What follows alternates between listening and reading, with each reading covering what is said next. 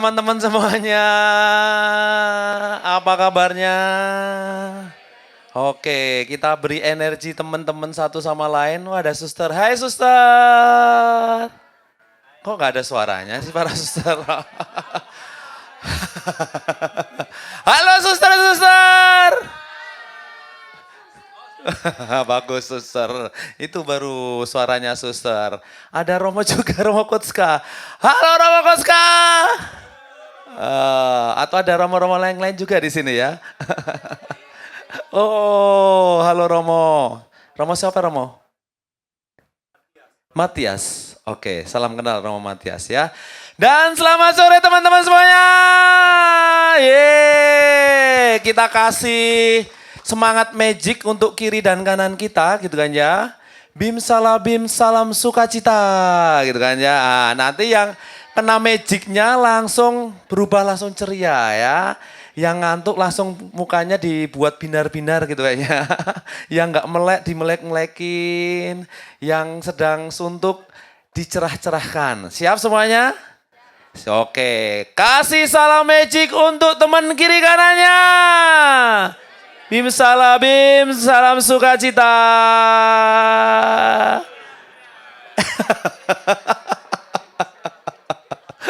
Oke. Baik teman-teman semuanya, kita sambil ngobrol-ngobrol saja berkaitan dengan di kelas ini. Kalau bicara soal berkatekese dengan kreatif, ini rasanya teman-teman yang ada di sini sudah wajah-wajahnya sudah kreatif banget gitu kan ya. Dari segi tampilan, dandanannya sudah kece-kece gitu kan ya. Kalau lihat gambar ini, ya. Ini gambar yang sempat viral waktu itu kita mengadakan penggalangan dana untuk Asian Youth Day di Jogja. Waktu itu kita ngadain run, joyful run gitu kan ya di Jogja. Nah ini ada salah satu suster yang kemudian menjadi viral karena foto ini gitu kan ya. Yang menjadi menarik dari gambar ini apa? Lari pakai jubah. Ini suster memang gitu ya. Aneh suster itu. Sebenarnya boleh nggak sih pakai pakaian olahraga suster? Wah, boleh ya, boleh. Tetapi suster ini membuat pilihan lari pakai jubah. Tetapi menjadi beda nggak jadinya? Menjadi menarik nggak? Iya, kalau bicara soal kreatif itu ada inovasi. Dan kemudian berani mengambil resiko tantangan. Orang bisa-bisa, orang mengatakan suster kurang kerjaan. Wah suster gimana sih saltum gitu kan ya. Tetapi gara-gara saltum, gara-gara keberanian mengambil resiko ini, apakah suster ini kemudian dicibir, dibully? Tidak. Tetapi menjadi viral karena orang melihatnya, wah ini jadi contoh gitu ya. Kebiasaan dia ya, jadi hasilnya ya. Jadi tidak ada inovasinya ya. Kalau ada inovasi harusnya dia pakai baju renang. Maunya gitu kan ya. Dari gambar ini apa Yaki yang bisa dilihat oleh teman-teman semuanya? Apa suster? Identitas. Identitas suster. Jadi orang melihatnya tidak hanya soal yuk kita suka olahraga, bahwa suster mendukung olahraga tetapi dia buka aksi panggilan gitu maksudnya. Nah identitas, ini rasanya juga menarik bahwa aksi panggilan itu tidak harus kemudian di depan mimbar gereja, ayo bertobatlah, ikut kerajaan Allah sudah dekat, ayo ikut panggilan menjadi suster gitu kan ya. Tetapi tidak banyak ngomong, ikut lari, sudah banyak berbicara. Tetapi kira-kira ada enggak yang potensial yang di belakangnya jadi suster ya? Ada tuh nomor 347 itu cewek ya. Ada lagi, ini fokusnya ke suster semua ya kayaknya. Ini padahal ada gambar di belakang-belakangnya loh ya. Hah? Apa? Bapak-bapak nggak menarik ya? Sudah biasa yang belakang ya. Ada Romo. Ya, saya ikut lari, tetapi persisnya saya jalan kaki. Kuat ya. Oke. Ini sekarang kita lihat. Ini di paroki sebelum saya tugas, sekarang saya udah pindah dari paroki ini, baru kapan ya, sertijab 13 Januari kemarin. Jadi di paroki ini ada kedai bunda, ada kafe. Kelihatan ya kafenya ya? Nah, kalau kemudian masuk ke kafenya ini, ada ini. Ini apa ini? Bunda Maria. Ada sesuatu di kedai bunda, di kafe paroki, terus kemudian ada Bunda Maria. Ada yang beda, ada yang menarik enggak kira-kira? Hah? Pakaiannya Maria beda. Ini karakter yang diambil dengan kebaya dari motif batiknya di Cirebon, karena posisi parokinya di Cirebon dengan motif batik Megamendung dengan gambar Maria yang berbeda-beda. Tetapi ada hal yang lagi menarik juga kalau saya kemudian mengamati ketika orang datang, akan selalu kemudian bertanya. Masuk itu langsung ada patung-patung langsung bertanya. Kalau antar agama apalagi kalau ustadz dan sebagainya akan langsung tanya, Romo ini patung siapa? Patung apa? Gitu aja. Oh ini Bunda Maria. Oh Bunda Maria itu seperti ini. Langsung saya bercerita, iya Bunda Maria itu diterima dimanapun, termasuk di Cirebon nih. Sampai Bunda Maria pakai baju kebaya dengan motif Cirebon Megamendung seperti itu. Nah, maka kalau kita melihat, kalau kita mau berbicara soal kemudian berkatekese, mewartakan, itu ada banyak hal cara gitu kan ya. Tidak harus kemudian pakai kata-kata atau banyak kata, bisa jadi kemudian kita menggunakan patung yang dipasang itu sudah kemudian berbicara banyak hal. Apalagi nanti pendeta, kemudian anak-anaknya pada suatu ketika pernah para pendeta, saya kan sering kali ikut kumpul sama pendeta, Romo yuk kita jalan-jalan gitu kan ya, ayo gitu, ke arah mana? Jawa Tengah. Romo tahu nggak tempat di Jawa Tengah yang baik? Oh ada, tempat yang bagus, di mana? Namanya Gua Kerep. Saya ajak ke Ambarawa ke Gua Kerep. Terus di situ mereka ajak keluarganya, istrinya, anak-anaknya, terus ajak keliling gitu kan ya. Anak-anaknya mulai bertanya, Romo kok ada patung di Gua Maria, di gua itu siapa gitu kan ya. Kenapa kok doanya pakai lilin? Saya terangkan semua. Kok ada gambar ini apa gambarnya? Terus pendetanya langsung bilang, Romo ini anak-anak saya lama-lama jadi Katolik.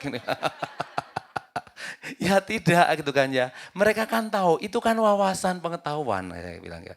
Kalau mereka semakin menjadi tahu banyak kan mereka semakin mengenali saudaranya yang berbeda agama.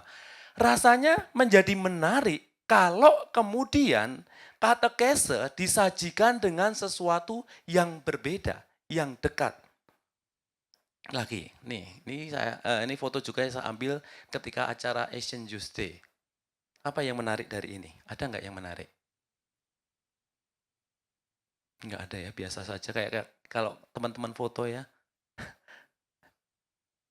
Hah?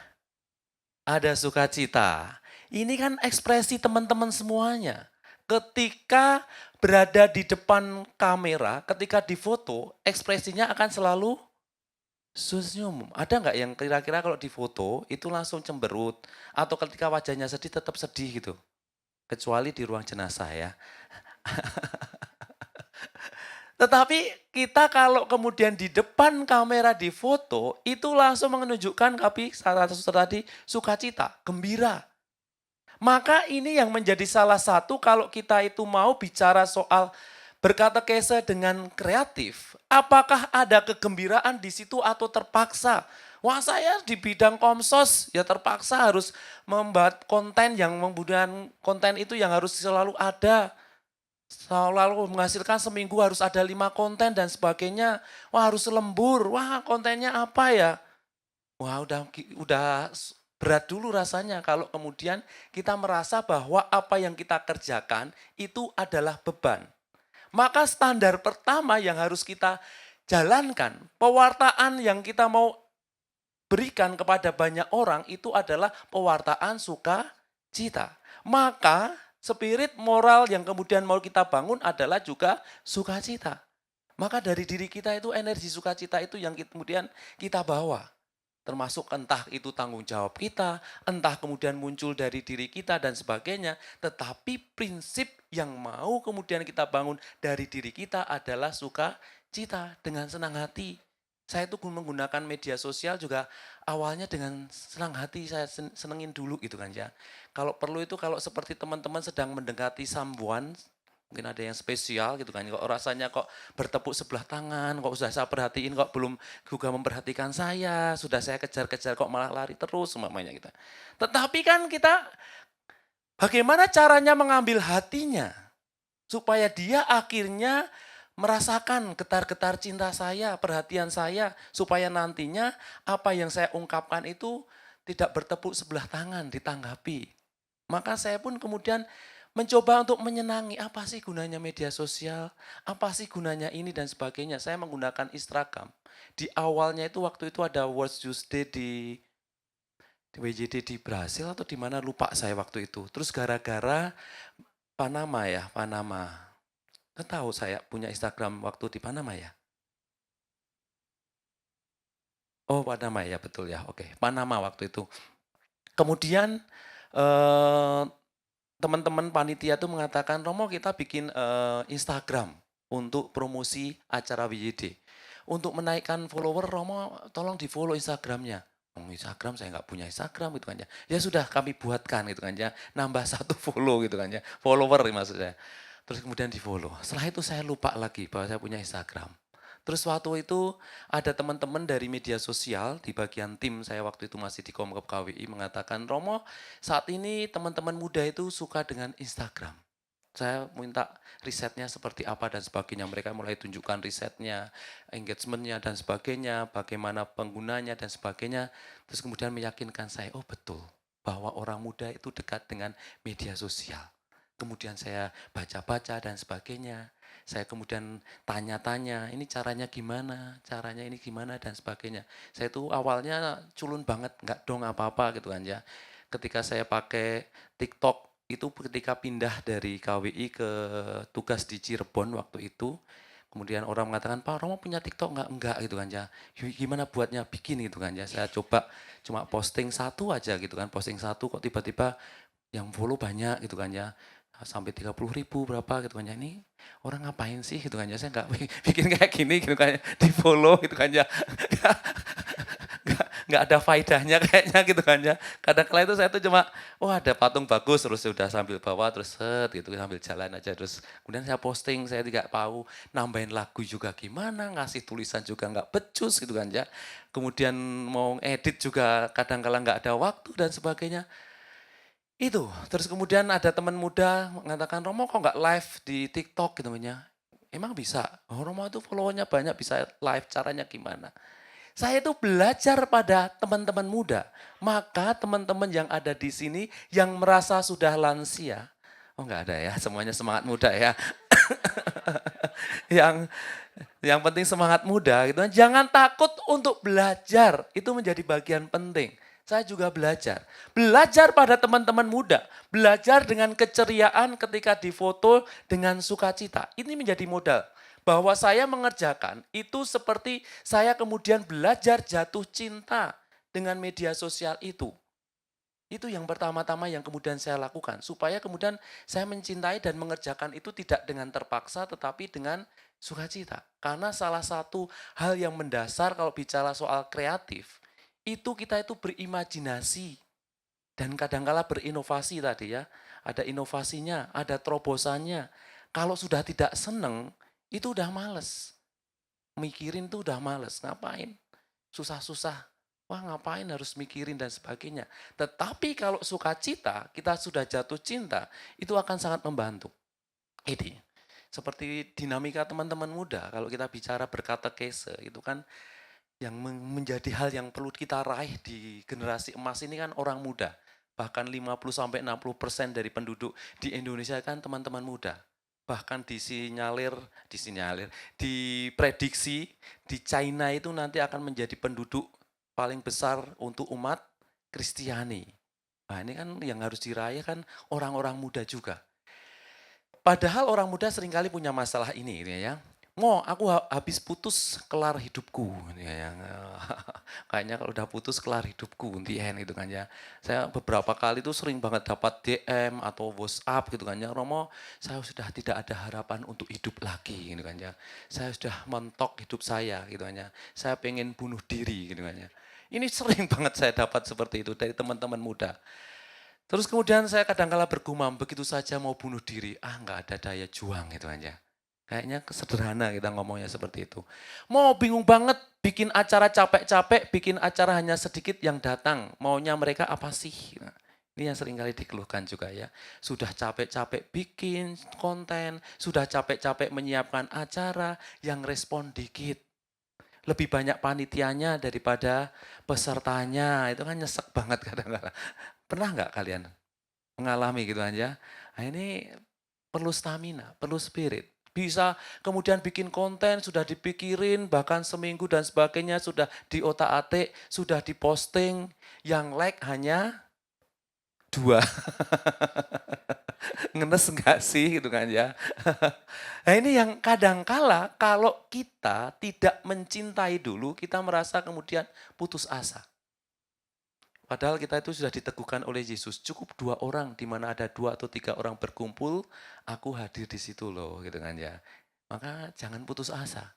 Saya juga awalnya Instagram itu ya tadi itu, hanya ngefollow acara What's Today, gak ada followernya gitu kan ya. Nah, kemudian saya belajar bagaimana sih menarik para follower dan sebagainya, menarik teman-teman sebagainya. Maka prinsip saya yang saya lakukan adalah silahkan memfollow saya tetapi saya tidak memfollow kamu. Tapi jangan diikuti gitu ya. Kalau dilihat gitu kan ya saya kan jarang memfollow orang gitu kan. Teman-teman susah diajak maunya rebahan dan ngegame gitu kan ya. Apakah sedemikian sempit menikmati dan memperjuangkan hidup, kamu juga mau demikian gitu kan ya? Tentunya enggak.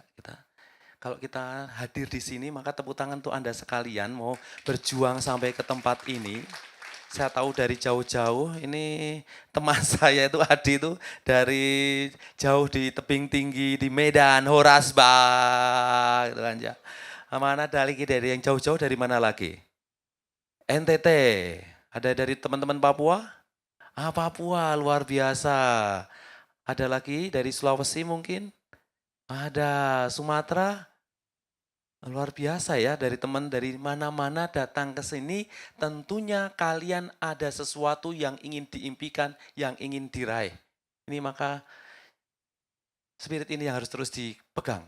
Nggak ada ide Romo, takut, males kurang kerjaan aja, lupa, nggak tahu mau apa, biasa aja gitu kan ya. Ini kan refrain yang sering kali muncul gitu kan ya, nggak ada ide gitu kan ya.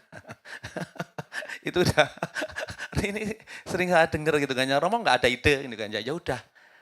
Kemudian nggak ada yang diposting gitu kan ya, nggak ada aktivitas apapun gitu ya, nggak ada ide. Takut nanti dimarahin Romonya, takut nanti dikira caper gitu kan ya, takut salah dan sebagainya. Kalau beberapa kali saya memberi pelatihan di media sosial di suster-suster gitu kan ya, di biara gitu kan ya, takut Romo nanti sama muder sama atasan nanti dikira banci kamera gitu kan ya, dikira sok sok cantik gitu. Sehingga tidak melakukan apapun. Maka kadangkala beberapa kali saya mengadakan pelatihannya sekalian saja suster-suster yang muda dan suster-suster yang tua gitu kan ya, sehingga menjadi menarik gitu kan ya, bahwa yang tua pun bisa menggunakan media sosial. Malas gitu kan ya. Kalau udah ini sering nggak teman-teman mengatakan ini, malas gitu kan ya. Ini kan udah kayaknya dunia mau kiamat kalau udah ini ya. Kurang kerjaan aja gitu kan ya, lupa nggak tahu mau apa, biasa saja. Ini referensi setan ini ya, yang seringkali membuat kita itu tidak mau berkembang. Maka bicara tentang teman-teman muda, kita semuanya yang masih berjiwa muda seringkali mengalami situasi yang gaduh-gaduh. Maka penting kemudian saat ini kita itu bicara soal cara berkatekese yang kreatif. Dari Anda semuanya sudah punya modal, tinggal kemudian dikembangkan. Maka saya memberi tips poinnya untuk cara berkatekese yang kreatif itu 4 poin. Untuk pengingatnya, alat bantunya adalah perikop Lukas 10 ayat 1 sampai Lukas 19, Lukas 19 ayat 1 sampai 10. Peristiwa tentang Sakeus. Sudah hafal ya teman-teman ya peristiwa Sakeus ini ya. Nggak usah dibaca ya. Tetapi ada peristiwa-peristiwa yang kemudian teman-teman masih ingat gitu kan ya. Sakeus pengen ketemu Yesus, kemudian dia berlari mendahului orang banyak, lalu memanjat pohon ara untuk melihat Yesus yang akan lewat di situ. Dan kemudian Yesus melihat Sakeus, Sakeus segera turun sebab hari ini aku harus menumpang di rumahmu. Kemudian Sakeus dalam pertobatannya ketika berjumpa dengan Yesus mengatakan, Tuhan, setengah dari milikku akan kuberikan pada orang miskin, dan sekiranya ada sesuatu yang kuperas dari seseorang akan kukembalikan 4 kali lipat. Maka kemudian Tuhan menegaskan ada keselamatan di rumah ini. Karena anak ini anak Abraham. Karena orang ini anak Abraham. Maka saya memberi judul untuk berkreasi, menjadi pribadi yang kreatif dalam katekese adalah spiritualitas Sakeus. Ada 4 poin dari sosok Sakeus ini. Yang pertama, sadar melihat sekitar. 2, fokus dengan tujuan, fokus dengan apa yang dimiliki. 3, mendahului orang banyak. Keempat, terobosan naik ke atas pohon. Saya singgung beberapa hal per poin. Yang pertama adalah sadar melihat sekitar. Ini yang kemudian dialami oleh Sakeus. Kalau kemudian dia mengikuti kondisi dirinya, maka dia akan menjadi pribadi yang minder, tidak percaya diri, dan akhirnya kalau duduk di tempat ini bisa jadi mojok di tempat sana gitu kan, biar nggak kelihatan orang lain gitu ya. Karena kenapa? Sakeus itu kan secara fisik sudah pendek. Seringkali orang yang kalau secara fisik itu kelihatan tidak normal, itu menjadi sasaran bully yang paling empuk gitu kan ya. Apalagi cebol, pendek. Orang akan mengatakan, lo cebol gitu kan ya, dasar lo pendek gitu kan ya. Ini kan sangat mudah sekali untuk dibully. Secara fisik, Sakeus mudah untuk mengkena bulian. Sehingga secara psikologis dia mungkin kena mental. Mental health-nya kena, bisa jadi dia menjadi tidak mudah bergaul, pengennya kemudian tidak berrelasi dengan yang lain dan sebagainya. Takut nanti dibully. Belum kemudian secara sosial, dia disingkirkan, dikucilkan karena profesinya sebagai pemungut cukai. Secara agama dikategorikan orang yang berdosa karena tindakan profesinya, mengambil riba lebih banyak dan sebagainya, antek-antek penguasa dan sebagainya yang mengambil pajak dan sebagainya, pajak 12% jadi enggak ya? Mungkin kita jadi benci banget kalau ada petugas pajak gitu kan ya. Ya ini, Sakeus ini dari berbagai sisi kena itu kan ya. Ia melihat, dia sadar dengan dirinya, tetapi dia tidak kemudian menjadi pribadi yang kemudian mengikuti kondisi yang seringkali membuat dirinya tidak berkembang. Ia melihat sekitar. Sekitarku itu tertarik dengan yang namanya Yesus. Bahwa sekitarku itu semuanya berbondong-bondong mau mengikuti Yesus sang guru itu. Ia punya hasrat juga ingin ketemu. Ini yang rasanya menarik. Maka seringkali saya bertanya apakah saya sudah melihat sekitar belum? Kalau bicara soal kreatif, bicara soal katekese, kita itu berani untuk melihat sekitar. Sekitarku seperti apa ya? Saya seminggu yang lalu itu ketemu dengan aktivis di Solo, aktivis gereja Protestan, Kemah Daud atau apa gitu kan. Jadi gereja, mungkin ada yang dari Solo tahu Kemah Daud gitu ya.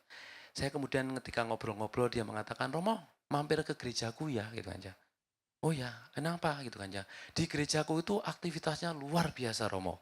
Oh ya, gerejanya itu bisa menampung 10.000.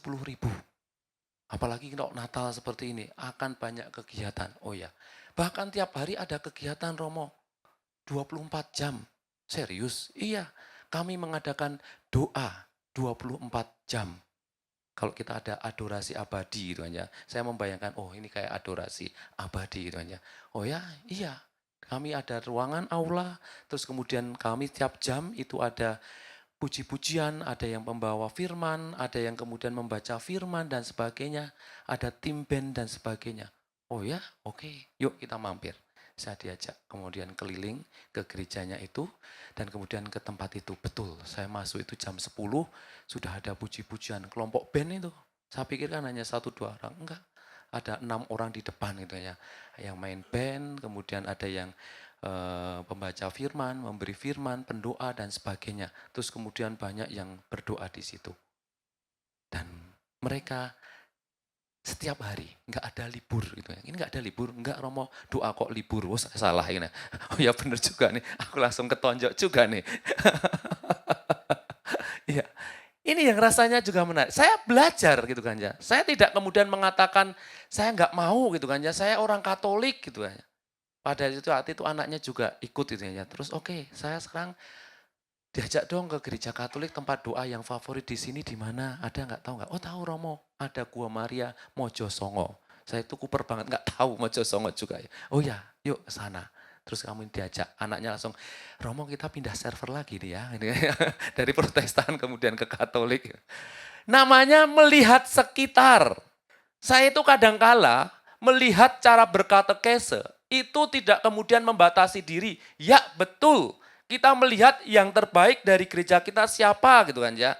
Kadangkala saya mengikuti eh, konten-kontennya Kardinal Tagle meskipun dia tidak punya akun resmi tetapi seringkali banyak orang yang kemudian mempublikasikan kalau dia ngisi gitu kan ya. Terus kemudian ada juga pastor di Amerika, sekarang juga ada monsinyur dari Filipina lupa namanya saya, itu juga bagus-bagus bahasa sederhana tetapi touching banget gitu kan ya, mengena gitu kan. Bahasanya sehari-hari bagus banget. Saya belajar bagaimana sih kemudian membawakan firman yang rasanya berat menjadi ringan. Tetapi saya juga tidak menutup kemungkinan kadangkala saya juga kepo-kepo spoiler untuk kemudian di Protestan seperti apa gitu kan ya. Perkembangannya sekarang seperti apa. Bahkan di Muslim, kadangkala saya tanya gitu loh teman-teman muda yang Muslim gitu, kalian tuh kalau di media sosial sukanya siapa sih gitu kan ya. Maka kemudian ketika mereka mengatakan yang hit saat ini Romo, saya lihatin. Kita itu kan bisa melihat sekitar untuk belajar. Tidak kemudian mengurung diri. Kita bersyukur saat ini ada ruang media sosial gitu kan ya, sehingga kita bisa melihat banyak dari manapun gitu kan ya. Mau yang luar negeri, mau dalam negeri, mau agama apapun, tidak harus kalau agama Islam tidak harus datang ke masjidnya gitu kan ya. Tetapi kita melihat, bahkan dulu sempat saya beberapa kali melihat Mak Dede, Mama Dede gitu kan ya, Mama Dede gitu kan ya. Oh kayaknya gimana sih kemudian untuk kemudian merangkul orang gitu kan ya, mempengaruhi massa dan sebagainya. Maka rasanya penting sadar dengan diri kita dan kemudian melihat sekitar. Sadar dengan diri kita. Sakeus menyadari dirinya. Apa yang menjadi keterbatasanku tetapi dia mau belajar lebih luas kepada sekitarnya. Maka ketika publik secara umum itu kemudian mau kepada guru Yesus, dia tidak kemudian mengatakan, no, saya yang kemudian saya junjung hanya Raja Romawi, saya nggak mau belajar pada yang lain. Tidak, dia mau melihat sekitar juga. Maka rasanya menjadi menarik. Tetap Katolik dipegang loh ya, jangan kemudian kita kebablasan gitu kan ya, dasar pegangannya tetap. Tapi kita mau belajar pada yang lain supaya menjadi lebih baik. Nah ini kalau kita melihat inspirasi teman-teman muda kan macam-macam di dunia umum gitu kan ya. Soal kemudian kecil bergerak, mereka dengan terobosan-terobosan karyanya, Bless Story itu soal wedding dengan kamu mau wedding apapun, mau di negara manapun, kami siap kemudian mewujudkan mimpimu gitu kan. Saya kadang-kala belajar pada hal-hal yang umum yang ada di dunia luar gitu kan ya. Atau kadang-kala kita kalau nggak hati-hati, keponya atau yang diamati itu adalah kasus-kasus. Nah ini yang seringkali kita tidak menjadi berkembang gitu kan ya. Dulu ada kasus pacaran kemudian sampai membunuh itu ya. Masih ingat nggak ini? Nah, Vina waktu itu, terus ini anaknya Jeremy Thomas waktu itu, atau kemudian sinetron-sinetron, perkelahian. Nah, kalau nggak hati-hati kan kita kepo-keponya ke hal yang hanya bisik-bisik, apa namanya, nggak jelas gitu kan ya, atau kemudian eh, bermimpi seperti dunia sinetron dan sebagainya. Tetapi kalau kita berani melihat yang lebih baik, akan menjadi pembelajaran yang baik. Kemudian yang kedua adalah fokus dengan tujuan, fokus dengan apa yang dimiliki. Ini penting. Kalau nggak hati-hati, kadangkala kita kemudian mengatakan, aduh Romo, saya kan nggak punya alat yang canggih. Saya nggak bisa untuk bikin konten di media sosial karena alatku itu jadul. Saya hanya punya HP saja, tidak punya kamera yang secanggih ini gitu kan ya. Nih Sewa atau enggak? Saya enggak punya kemudian ini dan itu, yang akhirnya tidak melakukan apapun. Romo saya itu tidak becus kitab suci gitu kan ya. Padahal kalau sekarang kita mau membuka, ada banyak pengajaran, ada banyak kemudian renungan dan sebagainya. Tinggal bagaimana kemudian membahasakan pada orang muda dan sebagainya. Kan tiap hari itu teman-teman di WhatsApp kan dapat banyak renungan gitu kan ya. Selamat pagi, gitu kan ya, renungannya apa gitu kan ya. Nah ini kan kalau di-create lagi kan tinggal menjadikan lebih baik dan lebih menariknya seperti apa. Kalau sudah ada sajian kan, oh ini kurang seperti ini kalau seperti ini teman-teman muda akan lebih suka dan sebagainya. Maka penting seperti Sakius tidak fokus dengan apa yang tidak dia miliki, tetapi fokus dengan apa yang dia miliki. Dia tidak fokus kemudian dengan, wah cebolnya saya nggak mungkin kemudian ketemu Yesus, saya cebol, saya kemudian kalau melihat Yesus ya nggak kelihatan, saya itu kan pendek gitu kan ya. Udah orang banyak di depan saya lebih tinggi-tinggi nggak akan kelihatan. Nyerah dulu gitu kan ya. Wah saya ini kemudian kalau lari, orang pendek itu kan larinya, langkahnya lebih pendek. Kalau jalan daripada yang tinggi badannya gitu kan ya. Maka nggak mungkin saya ketemu Yesus. Tetapi fokuslah dengan apa yang Anda miliki. Nah, kadang-kadang ini ya, kita kan kadang-kala fokus, wah saya orangnya pendek, wah saya buruk rupa dan sebagainya, gitu ya, nggak cantik.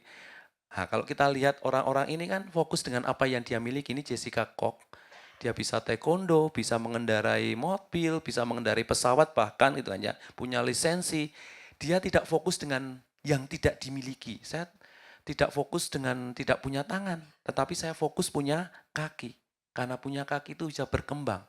Saint Luke ini bisa main golf dengan satu kaki. Nick sudah kenal ya. Dia tidak punya tangan, tidak punya kaki. Tetapi dia mampu melakukan banyak karya karena fokus dengan apa yang dia miliki. Ini sering kali terjadi saya ketemu teman-teman yang kemudian merasa terbatas ini, terbatas itu, akhirnya tidak melakukan apapun. Fokuslah dengan apa yang dimiliki. Saya itu sudah mengatakan, teman-teman saya itu kalau live itu juga tidak dengan alat canggih-canggih gitu kan ya. Saya itu kalau live itu ya dengan HP, dengan laptop, live di YouTube, live di TikTok, live di Instagram, ya udah pakai alat yang ada di depan saya, nggak pakai pengeras suaranya gitu kan ya, seadanya gitu kan ya. Tetapi bagaimana kemudian menarik, oh saat ini orang itu kena COVID, banyak yang berduka karena COVID.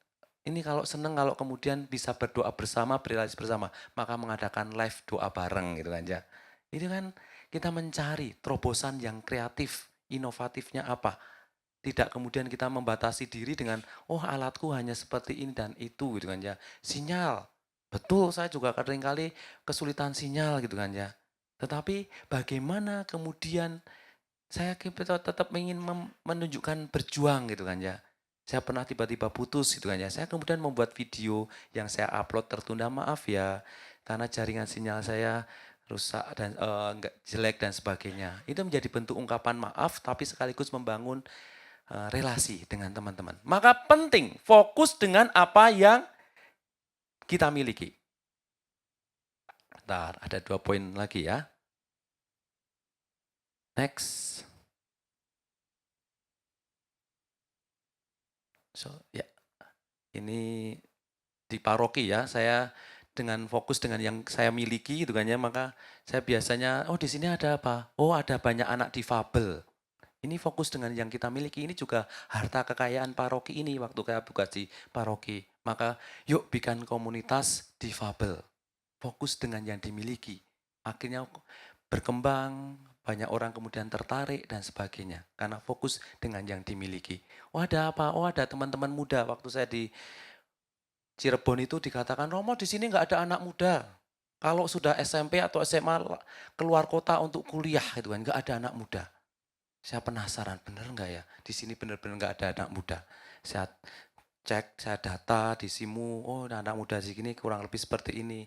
Sekian gitu kan ya, yuk kita cek ombak diadakan acara orang muda. Bisa tuh setiap acara 300 orang, berarti ada orang muda.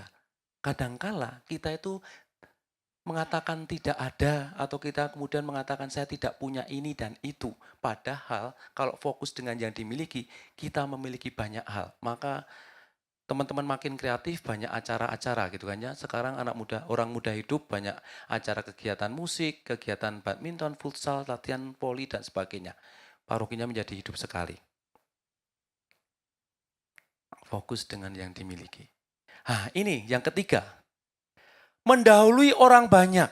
Mau kreatif itu berani mendahului orang banyak. Seperti Sakeus, ketemu Yesus karena berlari mendahului orang banyak. Maka kalau teman-teman mau kemudian menjadi yang terdepan atau kemudian menjadi kreatif, berani mendahului orang banyak. Tidak hanya nge-follow, tidak hanya ikut saja. Ketika ada tantangan, yang kemudian kita pikirkan adalah solusinya. Seringkali kan kita kemudian mengeluh dan sebagainya, tetapi cari solusinya. Seringkali kalau ada tantangan saya lebih kemudian menarik lagi, wah ini harus cari solusinya apa ya? Ini solusinya gimana ya? Sehingga kita menjadi makin maju, mendahului orang banyak. Sakeus bisa berjumpa dengan Yesus, bahkan mewartakan karena dia mendahului orang banyak. Sehingga Yesus tertarik padanya. Mendahului orang banyak tidak hanya lari mendahului yang lain, tetapi dia mempunyai terobosan. Kalau saya lari ke depan, pasti nanti yang lainnya juga akan nutupin saya lagi. Maka dia naik ke atas pohon. Pikirkan lebih jauh lagi. Apa yang bisa saya kerjakan beda dengan yang lainnya. Kalau orang itu pada umumnya itu pakai baju ya sakunya satu gitu kan ya. Gimana ya kalau sekarang itu kan orang rata-rata punya 2 HP, bawaannya banyak. Gimana kalau kayak saya kasih di dalamnya saku yang banyak ya. Ada 2 saku di dalam gitu kan ya. Orang bisa nyimpen di dalam sehingga kayaknya hanya baju gini tetapi banyak kantongnya umpamanya gitu kan ya. Kantongnya 4 Prabowo. Dia inovasi enggak ya dia? Safarinya gitu aja. Maka berani mendahului orang banyak. Ketika orang berpikir 7, kita berpikir 8. Ya. Saya seringkali belajar pada yang lain, oh ini menarik. Tetapi akan lebih menarik kalau ditambahin ini. Oh, homili ini bagus. Saya juga seringkali dengerin homili yang lain. Tapi kalau diksinya, kalau kalimatnya ditambahin ini, akan lebih menyentuh lagi, lebih menarik lagi. Oh, gambar ini bagus gitu kan ya. Akan lebih bagus lagi kalau saya kasih foto saya, umpamanya. Tempelin gitu kan ya. Nah ini rasanya kita harus berani mendahului orang banyak. Yang terakhir keempat, itu terobosan, naik ke atas pohon, itu terobosan. Ini yang selalu ditunggu-tunggu. Kalau kita bicara soal katekese itu adalah terobosan. Habib Jafar itu kalau saya lihat cara berkatekesenya selalu mencari terobosan dia. Ngamati Habib Jafar enggak?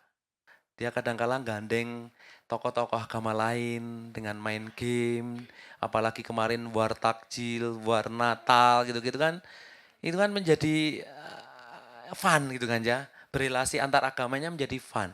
Mencari terobosan. Seperti Sakyus itu berani mencari terobosan. Dia tidak kemudian mengimajinasinya itu tidak mandek. Maka seringkali saya senang banget dengan teman-teman muda kalau ngumpul, karena seringkali berimajinasi. Dan mewujudkan imajinasi itu menjadi penting. Kadang-kala kan kita karena Katolik kemudian takut, wah ini nyalain aturan enggak? Ini rambu-rambunya gimana dan sebagainya. Saya masih ingat dulu dampingi teman-teman di Katolik media gitu kan ya. Kamu gimana ya, kami apakah harus di bawah KWI atau tidak, atau di paroki tidak, atau di bawah Komsos atau tidak? Enggak usah. Kalian menjadi diri kalian, kalau salah tidak akan ada yang negur. Kalau ditegur pun, maksud saya lebih supaya kalian berimajinasi gitu kan ya, mengeluarkan imajinasi. Kalau sudah nanti di bawah sesuatu instansi resmi, kalian akan kemudian tidak menjadi diri kalian. Wah takut ini salah, takut melakukan itu salah, takut posting itu salah. Maka saya kalau menggunakan media sosial saya pribadi, itu saya juga menjadi diri saya. Menurut saya menarik, saya akan post gitu aja. Kayaknya orang lain juga akan suka tuh. Gitu aja. Nah ini terobosan, naik ke atas pohon.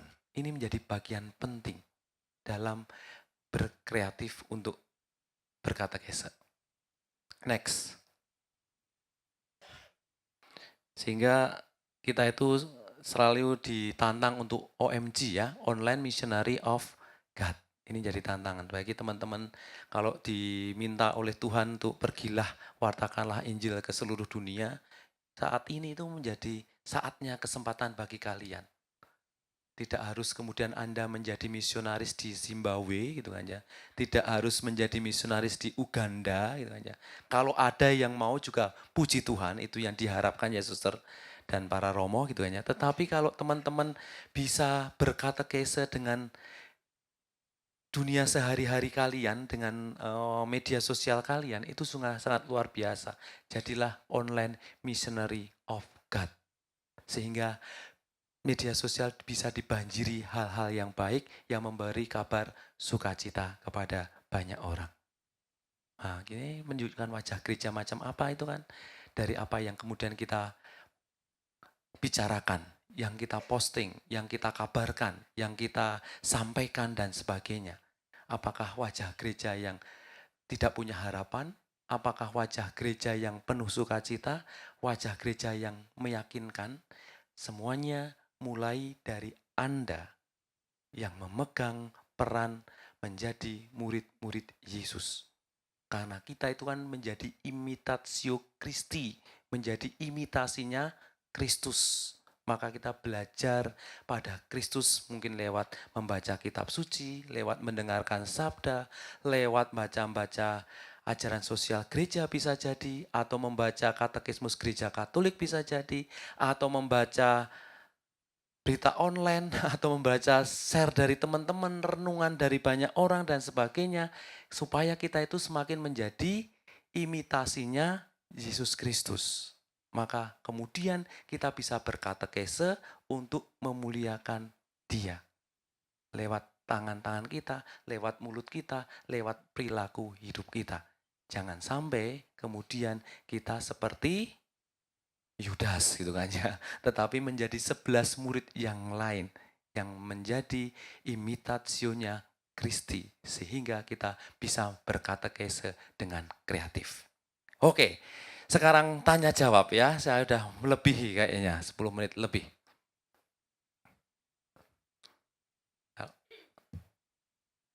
Ada muncul pertanyaan apa saja? Bagaimana membuat Gen Z untuk tertarik dengan konten-konten terkait iman? Oke. Mengapa evangelis itu penting? Evangelisasi maksudnya ya. Jika ya, mengapa dan apakah boleh cara evangelisasi gereja Katolik yang door to door? Seperti saksi Yehova, saya tegaskanlah.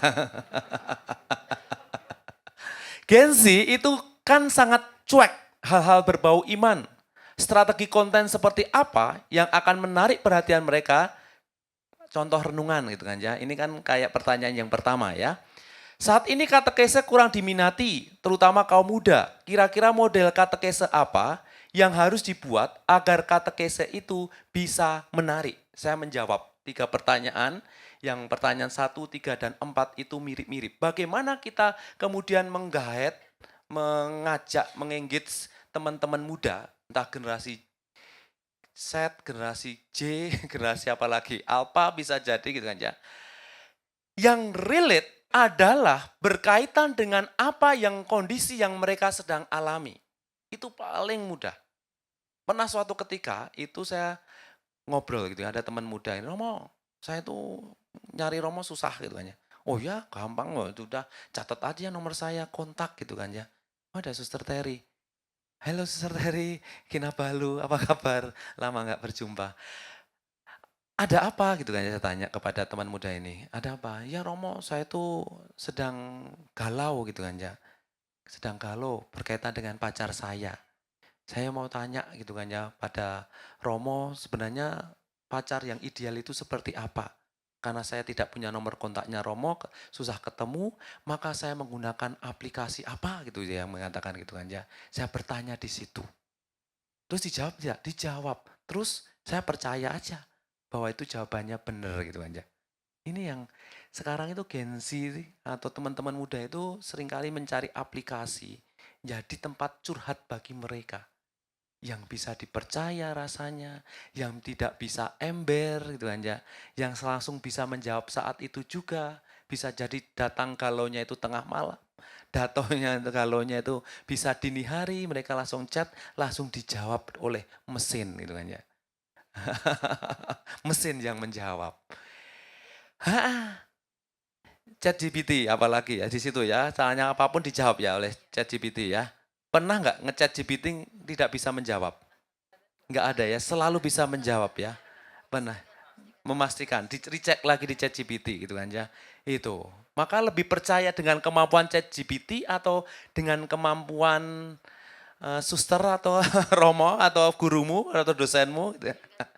Tergantung masalahnya gitu kan ya. Ini, maka yang kalau kemudian menjadi PR kita atau tantangan kita adalah membahas yang relate dibutuhkan oleh teman-teman muda di generasi ini. Biasanya apa? Biasanya yang muncul adalah pertemanan. Yang muncul adalah berita-berita yang sekarang ini nyangkut ke mereka atau mereka sedang bahas. Maka jangan ragu-ragu untuk bergaul, nguping mereka itu sedang ngobrol apa gitu kan ya. Maka itu yang kemudian menjadi pembicaraan, bisa jadi soal LGBT, apalagi sekarang sedang muncul karena dilegalkan di Thailand gitu kan ya. Udah deket sekali gitu kan ya. Kalau dulu di Belanda masih keraya jauh. Sekarang di Thailand loh ya. Sebentar, tinggal terbang sebentar gitu kan ya, di Thailand ada gitu kan ya, dilegalkan. Ini kan menjadi tantangan juga. Maka dibahas, wah Romo kayaknya ekstrim banget di gereja Katolik gimana ya? Belajar dulu, pelajari gitu kan ya. Supaya hal-hal yang rasanya tabu itu menjadi penting untuk Gen Z. Bisa menjadi jawaban dan sebagainya. Yang relate, kata kunci yang pertama. Yang kedua, selain relate, adalah kita berani kemudian berkreasi dengan cara mereka. Saya itu main TikTok dengan goyang-goyang dan sebagainya. Dalam hati saya, mampus gua gitu kan ya. Saya tuh waduh gila ini, malu sebenarnya gitu kan ya.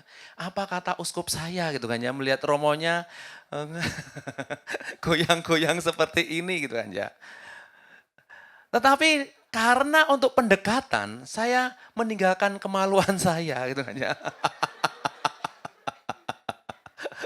Saya kadang-kala, oke teman-teman saya ajari dong gitu kan ya. Generasi sekarang kan seneng ngedance ya, bener nggak? Kalau udah ada kompetisi dance mereka demen banget gitu kan, ngedance gitu kan ya. TikTok itu kan rata-rata juga ada banyak gerakan di awal-awal ya, goyang. Sekarang kan banyak berita-berita dan sebagainya. Ini yang rasanya juga menarik. Bagaimana sesuatu yang singkat, padat tetapi kemudian ada isinya. Itu tiga. Yang ketiga adalah materi yang kita sajikan. Generasi sekarang, Gen Z itu mungkin juga sekarang kita juga demikian gitu ya, ke bawah gitu ya. Itu pendek sekali untuk fokusnya. Maka yang kemudian kalau kita mau berkatekese, tidak usah kemudian pakai prolog, kalau dulu diajari ya, kalau membuat teks itu harus ada pengantar, ada kemudian pendahuluan, kemudian isi, kata penutup. Sekarang langsung hajar isinya. Karena kalau kemudian 1 menit awal tidak menarik, tinggal. Hajar, kalau ngomong pertama juga langsung hajar. Apa yang menjadi isi materimu, hajar. Maka kelas ini kan nggak lama-lama, 45 menit gitu ya. Karena langsung to the point gitu kan ya, nggak usah kenalan, hai saya Romo Hari, saya dari sini dan sebagainya. Habis waktunya.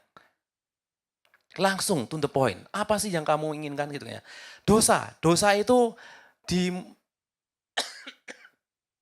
ini ya. Dosa itu adalah tindakan ketika orang tidak jauh dari Allah umpamanya. Contohnya ini bla bla bla bla, langsung to the point. 1 menit awal hajar isinya. Jangan kemudian bikin orang penasaran, nanti di endingnya. Beliau lihat awal sudah di scroll duluan. Padahal intinya di ending. Gak kelihatan jadinya gitu aja. Maka hajar duluan. Kalau saya ya, dan itu yang kena biasanya. Saya hajar. Doa jodoh, ya udah saya polos. Malam ini kita doa jodoh. Enggak usah bla bla bla bla bla gitu kan ya. Langsung judulnya doa menemukan jodoh yang tepat namanya. Saya juga ngomongnya langsung, to the point itu aja. Yang ketiga, bicara Gen Z. Oh udah keempat ya. Jangan ragu belajar pada mereka.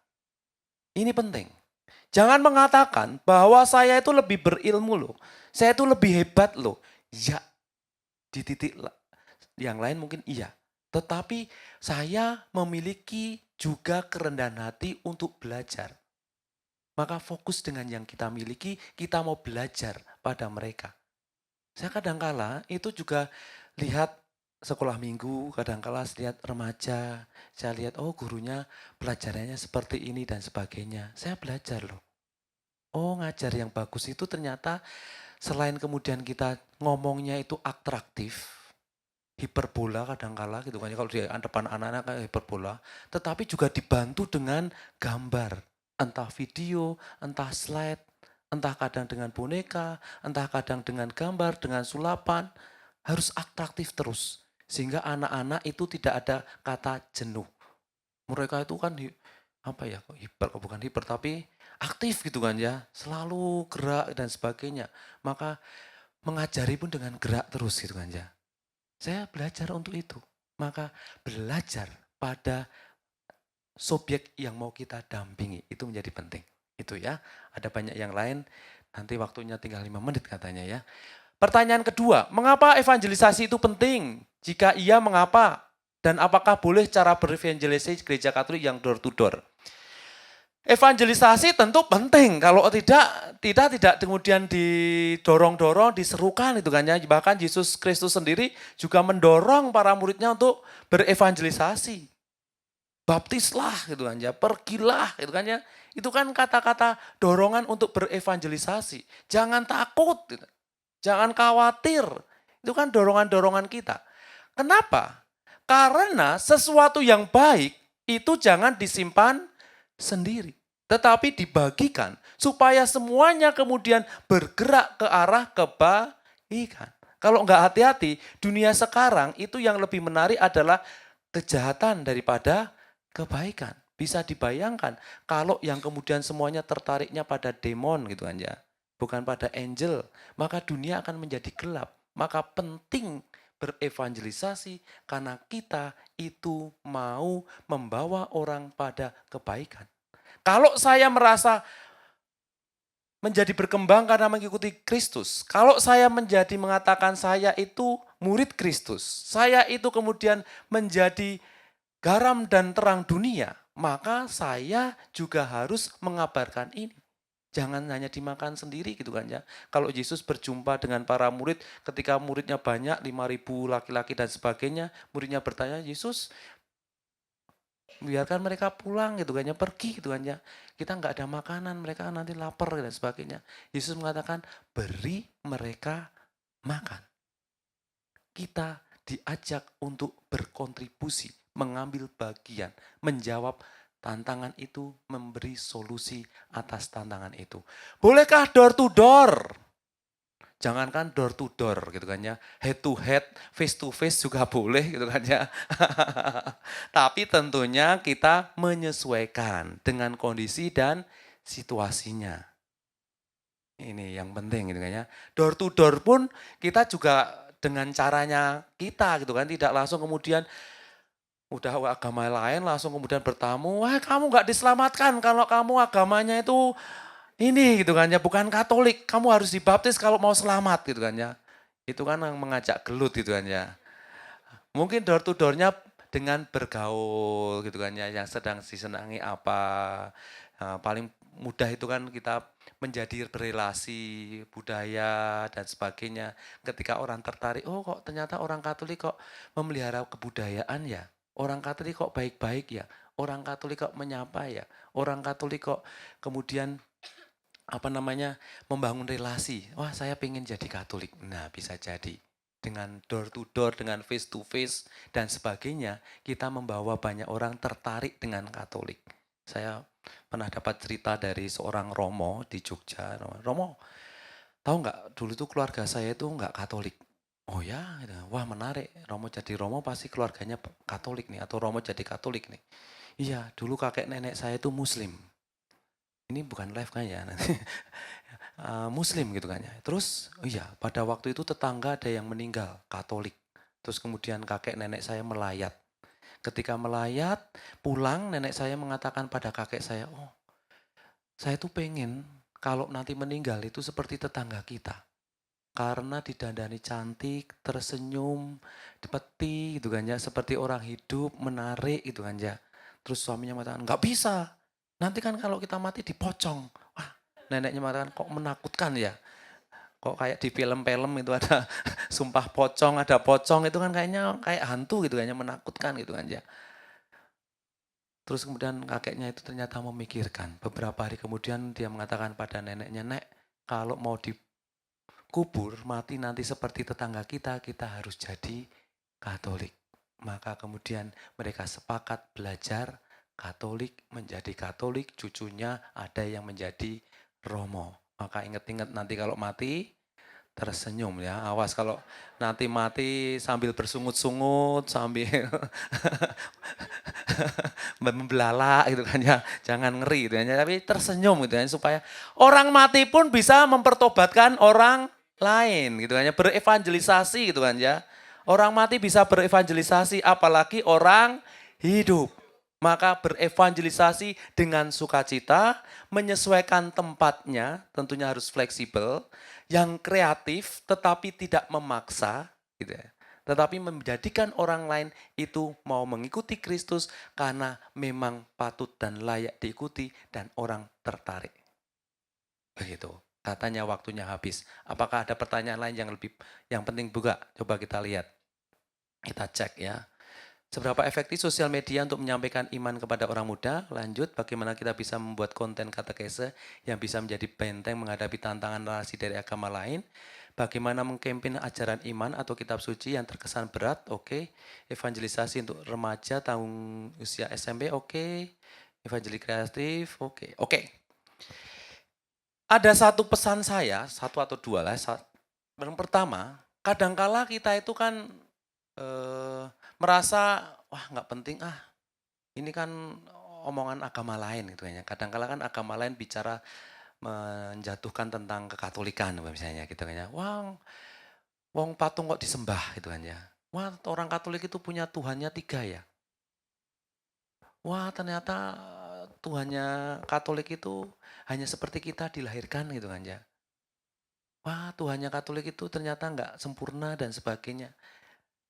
Kalau kemudian sesuatu yang muncul di media sosial tidak dijawab, itu dianggap oleh generasi yang melihatnya atau mungkin yang membacanya, yang melihatnya dianggap kadangkala itu benar. Maka sesuatu yang di media sosial itu dianggap dimunculkan di situ juga harus berani dijawab. Kita juga berkata kese dengan jawab. Kan modelnya kan macam-macam gitu kan ya. Bisa menjawab langsung atau kemudian juga ada pengajaran yang mau menjawab itu dan sebagainya. Dulu ada Romo Deso itu ya seringkali menjawab kalau ada yang viral apa itu kan ya, kemudian diluruskan, itu baik. Jadi sesuatu yang di media sosial juga diimbangi, itu penting. Jangan kemudian yang itu salah itu kan ya, tetapi kita tidak mengimbangi dengan katekese kita yang benar seperti apa. Itu penting. Supaya ada narasi lain yang benar.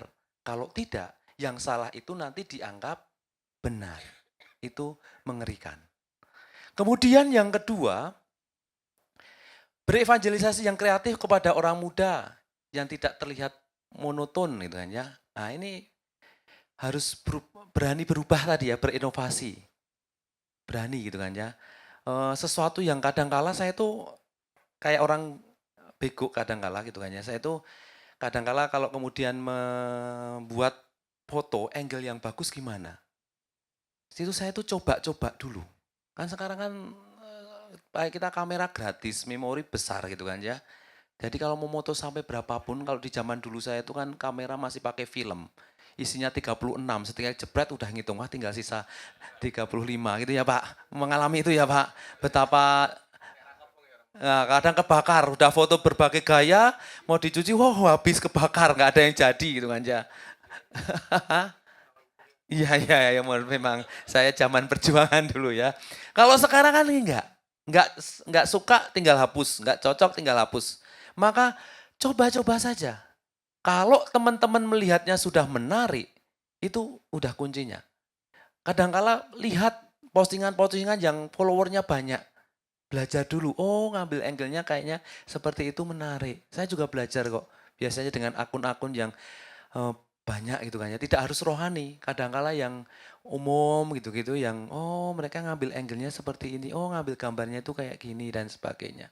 Itu yang menarik. Belajar untuk itu. Maka akan menjadi kreatif kita. Dan kita mau belajar terus. Itu penting. Oke, apakah ada yang mendesak sebelum berakhir? Yang mau ditanyakan kalau ada di luar Q&A ini? Kalau ada? Ini semuanya pengguna media sosial. Suster-suster juga ada ya? Ada ya? Luar biasa ya. Oke, maka di ending ini saya berpesan pada teman-teman, jadilah apapun profesi Anda, apapun karya Anda, pelayanan Anda, untuk terus berkatekese. Lewat kata-kata Anda, lewat sikap hidup Anda, mungkin lewat postingan-postingan Anda, atau kemudian Anda menge-share sesuatu kepada yang lain, entah di grup, entah pribadi dan sebagainya, itu menjadi sarana yang paling efektif. Kalau kemudian punya hati, saat ini yang perlu kita raih adalah Gen Z, teman-teman muda yang saat ini sangat potensial. Kalau Anda bisa berbahasa, banyak ragam bahasa, pakai itu. Kalau sekarang yang sedang jadi potensi besar adalah umat di China itu aja. Meskipun Anda di Indonesia, kalau Anda bisa menggarami di Cina lewat media sosial, luar biasa itu aja. Maka pakai Mandarin umpamanya gitu kan ya. Atau kemudian di tag-tag akun-akun dari China. Oh di Cina nggak ada Instagram ya? Mereka pakai apa sih? WeChat, Baidu ya. Baidu mungkin udah mulai berpikir berinovasi, bisa nggak kita nembus gitu kan ya. Baidunya mereka umpamanya gitu kan. VPN pakai bisa nggak ya? Oh, siapa tahu nanti ada teman-teman ada caranya gitu kan ya. Karena kalau mau berkata ke sana sangat punya potensi yang luar biasa gitu kan ya. Yang saat ini diprediksi akan naik pesat untuk mengikuti Kristus gitu kan ya. Maka 4 hal yang mau saya tanamkan pada teman-teman untuk menjadi kreatif yang tadi. Pertama itu berani melihat sekitar. Yang kemudian yang kedua, fokus dengan yang dimiliki, jangan fokus dengan yang tidak dimiliki, sehingga tidak mengeluh terus gitu aja, tidak punya ini, tidak punya itu, tetapi fokus dengan apa yang saya miliki. Yang ketiga, itu kemudian berani naik ke atas pohon, berinovasi dan berkreasi, tidak hanya berlari mendahului orang banyak, tetapi berani lebih jauh lagi. Ketika orang baru 5, berani ke 8 itu aja. Ini inovasi, sehingga teman-teman menjadi yang terdepan. Menjadi leader, bukan menjadi follower. Dan yang keempat, apa tadi keempat aku lupa ya. Terobosan ya, menerobos gitu ya. Berani membuat terobosan mendahului orang banyak. Terima kasih dan Tuhan memberkati.